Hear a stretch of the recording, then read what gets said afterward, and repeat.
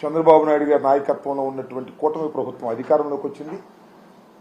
అధికారంలోకి వచ్చిన తర్వాత ఇవాళ పత్రికల్లో చూసాం. ఈ కేసు ఆ రోజున అంగళ మార్కెటింగ్ కమిటీ మాజీ చైర్మన్ డిఆర్ ఉమాపతి రెడ్డితో కంప్లైంట్ ఇవ్వడం జరిగింది. ఆయన కంప్లైంట్ ఇచ్చారు. ఈ కేసు ఏంటో కొద్దిగా పూర్వపరాలకు వెళ్తే, చంద్రబాబు నాయుడు గారు ముదివేడు సమీపంలో 750 కోట్ల రూపాయలతో నిర్మిస్తున్నటువంటి ఒక రిజర్వాయర్కి సంబంధించినటువంటి అంశంలో ఆయన ఎన్జిటికి వెళ్ళి అక్కడ స్టే తీసుకొచ్చారు. దాన్ని సందర్శించాలి అనేటువంటి ఉద్దేశంతో ఆయన పెద్ద ఎత్తున నాయకుల్ని బలగాల్ని తీసుకుని వెళ్తున్నప్పుడు ఘర్షణ జరిగాయి. ఆ ఘర్షణ సందర్భంలో పోలీసుల్ని కొట్టేటటువంటి కార్యక్రమం చేశారు. వైఎస్ఆర్ కాంగ్రెస్ పార్టీ కార్యకర్తలను కొట్టేటటువంటి ప్రయత్నం చేశారు. ఒక పోలీస్ అధికారికి, ఒక పోలీస్కి అధికారో లేకపోతే ఆయన కానిస్టేబుల్, ఆయనకు గాయం కూడా అయింది. వీటిని పురస్కరించుకొని అప్పుడు ఉమాపతి రెడ్డి గారు ఇచ్చినటువంటి కంప్లైంట్ను ఆధారంగా చేసుకొని 20 మంది మీద 307 మరియు ఇతర సెక్షన్స్తో కేసు నమోదు చేశారు.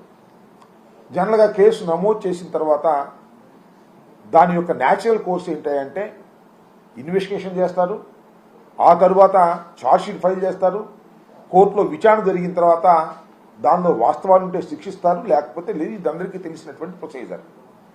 కానీ చంద్రబాబు నాయుడు గారికి అధికారం వచ్చిన తర్వాత ఆ పోలీస్ యంత్రాంగాన్ని దుర్వినియోగం చేసేటటువంటి కార్యక్రమంలో ఇవాళ ఈ ఉమాపతి రెడ్డి గారికి ఒక నోటీస్ సర్వ్ చేసి ఆయన ఇన్వెస్టిగేషన్కి సహకరించడం లేదు, వాస్తవాలు ఆయన చెప్పడం లేదు అని మీ కేసు ఎత్తేస్తున్నాం అనేటువంటి ఒక నోటీస్ ఇచ్చేశారు.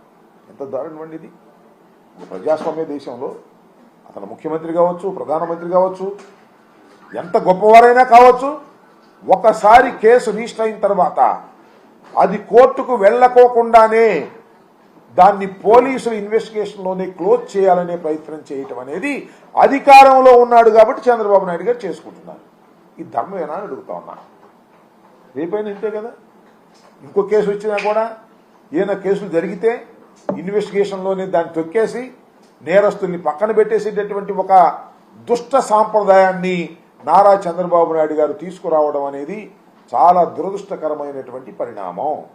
ఇవాళ ఏం జరుగుతూ ఉందంటే రాష్ట్రంలో వారి మీద ఉన్నటువంటి కేసుల్ని, ఎవరి మీద, తెలుగుదేశం పార్టీ వారి మీద ఉన్న కేసుల్ని, ముఖ్యమంత్రి గారి మీద ఉన్న కేసుల్ని, లేదా తెలుగుదేశం పార్టీకి ఒత్తాసు పలికేటటువంటి వారి మీద ఉన్నటువంటి కేసుల్ని తీసేసే కార్యక్రమం చేస్తున్నారు.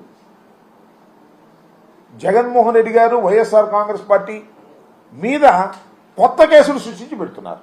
మీరు చూశారు కదా, ఎన్టీఆర్ భవన్ మీద, అంటే తెలుగుదేశం ఆఫీస్ మీద దాడి జరిగిందని కేసు రిజిస్టర్ చేస్తే ఇన్వెస్టిగేషన్ దశలో ఉంటే దానిలో కొంతమందిని 41 నోటీస్ ఇచ్చి అరెస్ట్ చేసి వదిలేస్తే మళ్ళా కొత్తగా కేసు ఓపెన్ చేసి దానిలో 307 వేశారు.